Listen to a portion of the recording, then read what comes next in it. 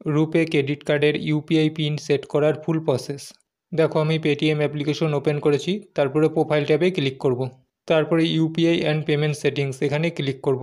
তারপরে দেখো এখানে আমি রুপে ক্রেডিট কার্ড অ্যাড করে রেখেছি, সেটা এখানে শো করছে। এই ক্রেডিট কার্ডের উপরে ক্লিক করব। দেখো এখানে আমার রুপে ক্রেডিট কার্ডের ইউপিআই পিন সেট করা নেই, তাই সেট পিন এর উপরে ক্লিক করব। তারপরে ক্রেডিট কার্ডের শেষ 6টি সংখ্যা এখানে এন্টার করব, আর ক্রেডিট কার্ডের এক্সপায়ারি ডেটটা এখানে এন্টার করব। প্রথমে মান্থ, তারপর ইয়ার। তারপরে প্রসেসটি ক্লিক করব। তারপরে আপনার ক্রেডিট কার্ডের সাথে লিঙ্ক করা রেজিস্টার্ড মোবাইল নম্বরে একটি ওটিপি আসবে, সেই ওটিপিটি এখানে অটোমেটিক ফিল আপ হয়ে যাবে। তারপর রাইট সিম্বলের উপরে ক্লিক করবেন। তারপরে আপনার ইউপিআই পিন সেট করবেন, আপনার মনের মতন ইউপিআই পিন সেট করে নেবেন।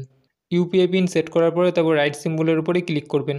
তারপরে সেম ইউপিআই পিন এন্টার করে আবার কনফার্ম করবেন। তারপর রাইট সিম্বলের উপরে ক্লিক করবেন। তারপরে দেখো আমার রুপে ক্রেডিট কার্ডের ইউপিআই পিন সাকসেসফুলভাবে সেট হয়ে গেছে। তারপরে আপনি রুপে ক্রেডিট কার্ড ইউজ করে যে কোনো মার্চেন্ট পেমেন্ট করতে পারবেন।